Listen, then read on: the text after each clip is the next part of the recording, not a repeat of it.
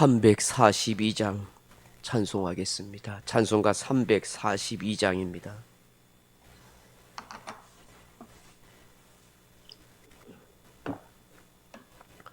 너 시험을 당해 죄 짓지 말고 너 용기를 다해 곧 물리치라.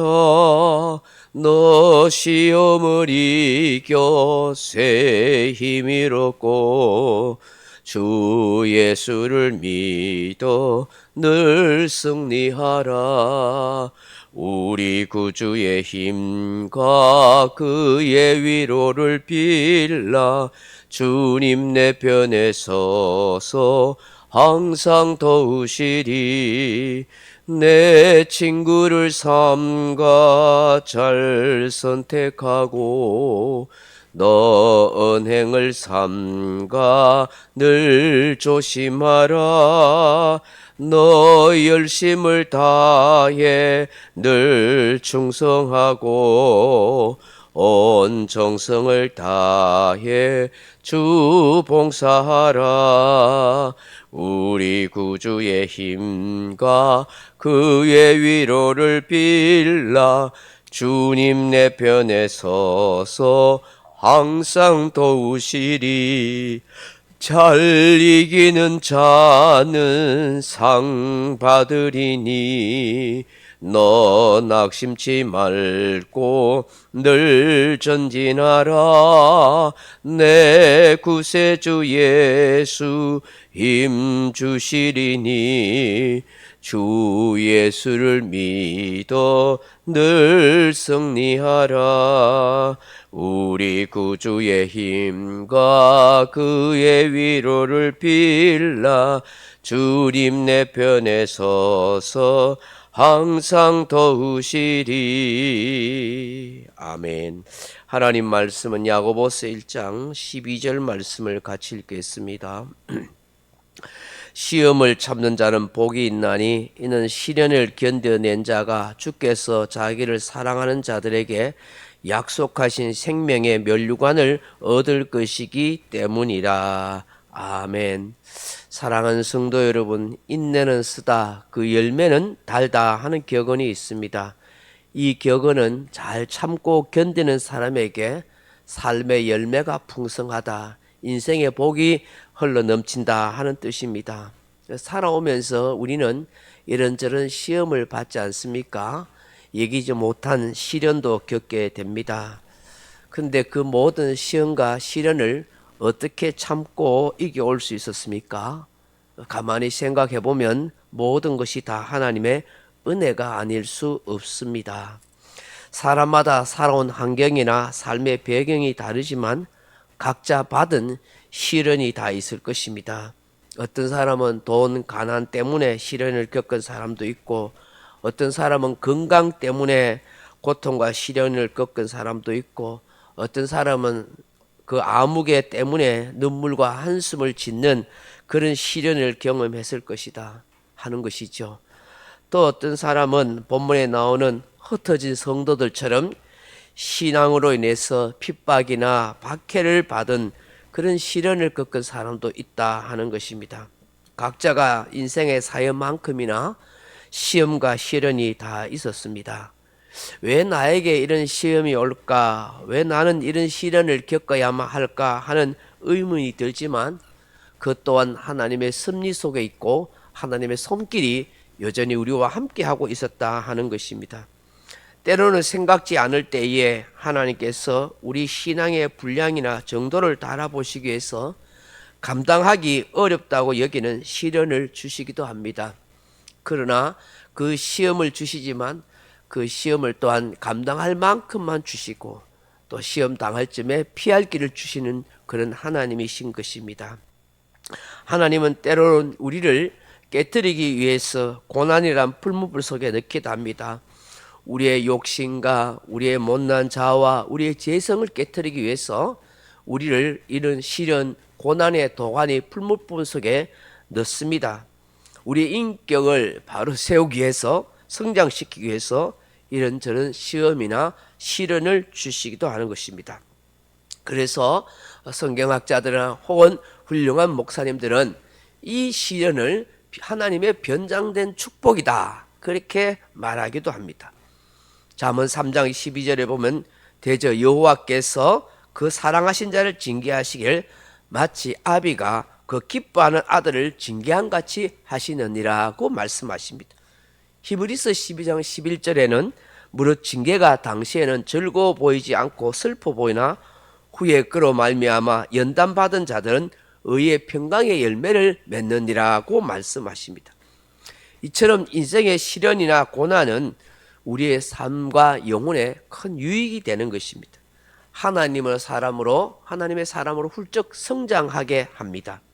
그러므로 우리가 제약이나 탐욕으로 인해서 나타나는 시험이나 시련이 아니라면 얼마든지 이겨낼 수 있고 이겨낼 때 참 복이 되는 것입니다.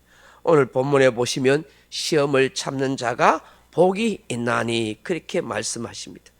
또 시련을 견뎌낸 자가 주께서 자기를 사랑한 자들에게 약속하신 생명의 멸류관을 얻을 것이라 그렇게 말씀합니다. 바닷가에 가보면 큰 풍차가 있습니다. 그 풍차를 돌려서 전기를 얻게 됩니다. 그런데 풍차에게 있어서는 바람이 많이 불면 불수록 좋습니다. 바람이 많이 불어야 빨리 이 풍차가 돌아가고 그리고 전기를 많이 생산해낼 수 있기 때문입니다. 오늘 우리 인생에도 마찬가지입니다. 시련의 바람 그리고 시험이라는 큰 태풍의 바람이 많이 불어올 때는 이 풍차 입장에서는 힘든 일이지만 그로 인해서 큰 전기를 만들어내듯이 우리의 삶에도 시련이라는 바람이라는 큰 태풍이라는 큰 그런 아픔의 시련이 불어올수록 어쩌면 우리가 더 큰 하나님의 은혜와 축복을 맛볼 수 있는 것 아닌가 하는 생각인 것입니다.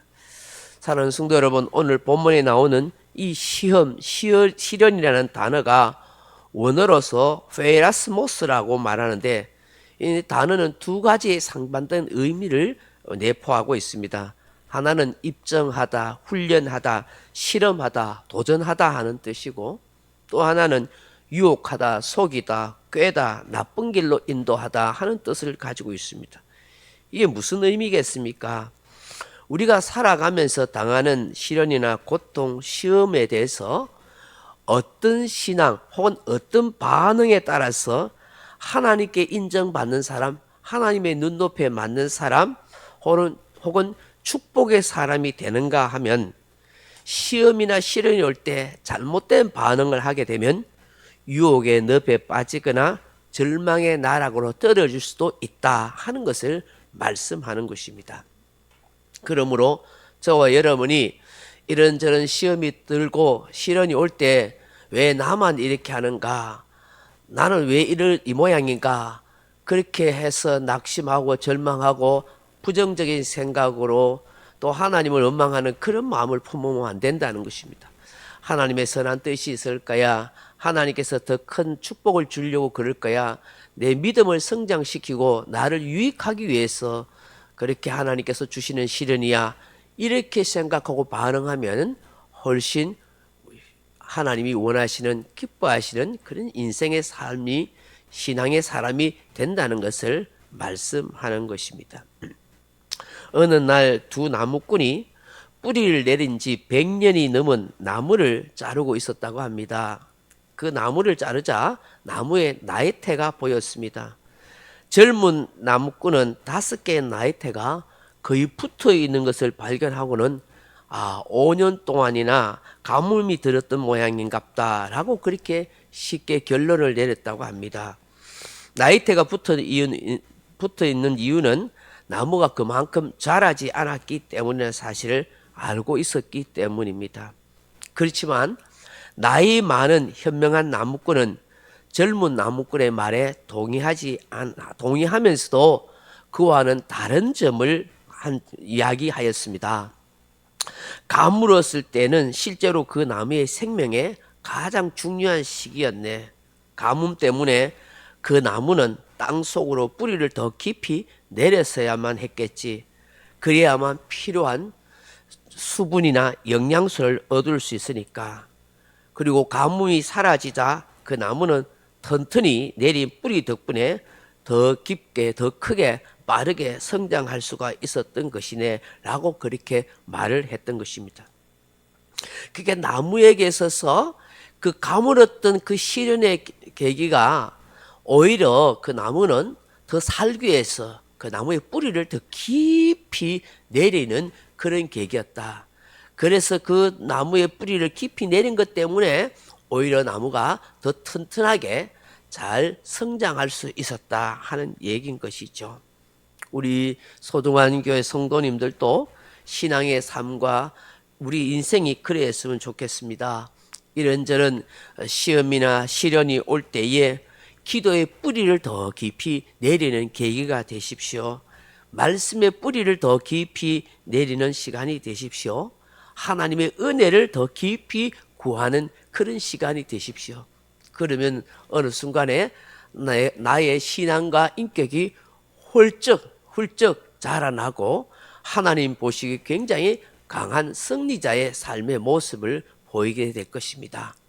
진정 복 있는 인생, 생명의 면류관을 얻을 수 있는 축복의 인생으로 그렇게 성장해 있을 줄로 믿습니다.